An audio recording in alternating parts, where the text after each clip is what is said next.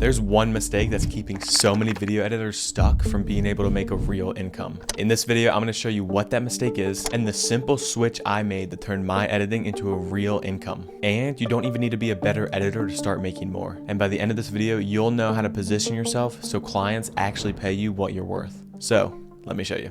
All right, so like I had said, this one mistake is what held me back as a freelance video editor. And when I stopped making this one mistake is when I went from only being able to make a couple $100 per video to then being able to make $1,000 per invoice. And this is without even being a better editor or making more videos. So I'm gonna show you the simple switch that I made that allowed me to charge much more without being a better editor or making more videos. And the one mistake editors do when they make this switch, which is the one mistake that I had to stop making in order to make this money. And this one mistake is why I see so many editors stay stuck at 500, 1K, 1.5K per month. And once you make this switch and stop making this mistake, you'll be able to start making 3, 5, 10K per month with video editing. So the truth is, it's almost impossible to make this as a video editor while making this one mistake. So the simple switch is to sell a meeting, and literally 99% of editors aren't doing this, but most editors that are make this one crucial mistake, which kept me from making this as a video editor. So I'll show you what that mistake is, but first I'm gonna show you what most editors do when they try to charge more. So they'll send a normal cold outreach explaining how they'll improve a person's video with their editing, and they'll do this through an email. And when they get the response asking for a price, then they'll send their price as a single number without suggesting any room for negotiation. So when you do this, then you're having a conversation fully over email, so there's no authenticity being shown, and it makes it easy for the prospect to decline, especially when you're trying to charge more. So here's when selling a meeting comes into play. So I'm gonna show you how to sell a meeting right now. So here's how you get them on a meeting, and I'll show you a real example that worked. So right here, I was using one of our systems that we have inside of our program. And so after I'd gotten a response from him, then I sent a quick Loom video. And then at the end of the video, that's when I mentioned we should jump on a meeting. So I just said something quick like, let's jump on a meeting. I put some times down below in the email. Let me know if they work for you. And then I also put this in the email. If you're interested in what I mentioned in the video, would you be open to a quick call sometime soon? I'm free on this day at either this time or this time.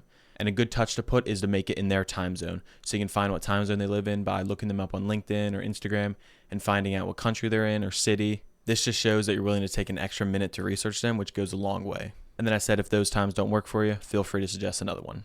Now, if you don't use this system where you record a video and mention that you should jump on a meeting, then when they ask for your price after your normal cold outreach, then instead of giving them a single number price, you give them a range. So you say something like, my rate is $300 to $500 per video. And then you say this depends on a few factors such as the length, the animations, what style, how heavily edited you wanted it. And then you say, let's jump on a meeting so we can discuss this. Now, when you give them a range and say it depends on a few factors and suggest a meeting so that you can discuss these factors with them, this shows that you value context and that you're actually looking to help them and not just to sell your editing to them, which is a key component in the mistake that I'm about to show you. But before I show you, here's what you do when they accept a meeting. So you just jump on the meeting. You could do a Zoom, Google Meet, jump on Discord, whatever works. Just have like a link ready for them. And then I'm gonna quickly go over the 4-step process that my mentor showed me on the meeting. So before the meeting, you prepare. So this is where you'll research their YouTube channel, their product or their service or their business. You can find like their real name or what country they're from, and you find out how they make their money, which is important for these next steps. And you just get an overall good feeling about them. So then this brings us to step 2, which is you greet them.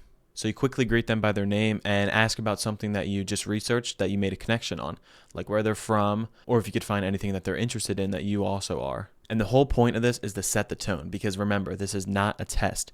You're just trying to get a good feeling about them and seeing if they'll work for you as much as you'll work for them. And step 3 is to be a doctor. So this is the most important of the 4 steps. So this is where you keep asking questions about their situation and what they need as a video editor. So like a doctor would ask you what your symptoms are or like where it hurts. You ask them what their issues are with editing, how much time it takes them to edit if they're editing their videos themselves, if they've had any bad experiences with editors in the past. But you also want to ask what their goal is with editing.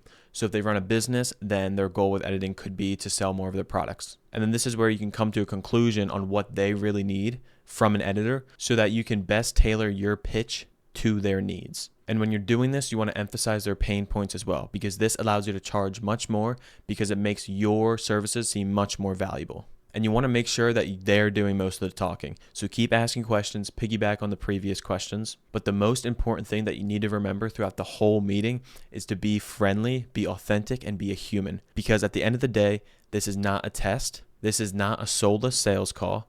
You are simply trying to see if they'll work for you as much as you'll work for them. And so what you're doing is selling a partnership, not your services. So that brings us to the final step, which is close the deal. So you come up with a price based on their needs. And then you always say a price a little bit higher so that when they do want to negotiate, you can lower back down to a price that you're okay with working for. But also another really important thing is if they negotiate on the price and they say it's too expensive, never just lower the price just to lower it. Knock away a term or two. So what this means is if you say, I'll do it for $400 per video, and they say that's too expensive, what most editors will do is they'll just say, okay, does $325 per video work? But all that does is make you seem like you're just trying to get the deal closed and you don't truly value your services. So instead what you do is you'll say, yeah, I can do it for $325, but instead of the videos taking 4 days, it'll take me a week to complete them. Or you can say it won't be as heavily animated as if it would be for $400. So negotiate the terms when you negotiate the price.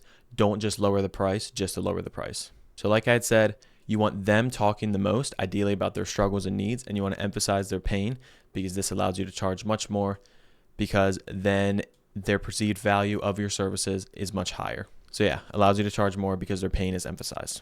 So finally, this brings us to the one mistake that you must avoid when you're on a meeting. So like I had said, 99% of people are not selling a meeting. And out of the 1% of people that are, most of them are making this one crucial mistake that you must avoid in order to start making this as a video editor. So the one mistake is overselling yourself. Now, I already hinted at this before, but basically the whole point of the meeting is not to sell your services, your editing services, but to sell a partnership with them. And when you have this in the back of your mind during the whole meeting, then you come across as much more genuine and authentic than if you just go into the meeting trying to sell your services just to make money. So the goal here is to land a partnership with this client and to build a good and healthy relationship. And these systems, alongside many more, are what our students use inside of our mentorship program, Editing Elite, to land high-paying clients and start making this as a video editor. For example, Dominic here landed a client paying him $25 per minute of edited content after going on a meeting with them. So if you're interested, we're raising the price after we hit 100 members. So there's a link down in the description below if you want to check it out. Now that you know how to make more out of every client, you got to know where to find these clients. So if you want to know the best place to find clients and how to get them on a meeting, check out this video here, Cold Outreach Sucks. I find all my video editing clients here. I'll see you there.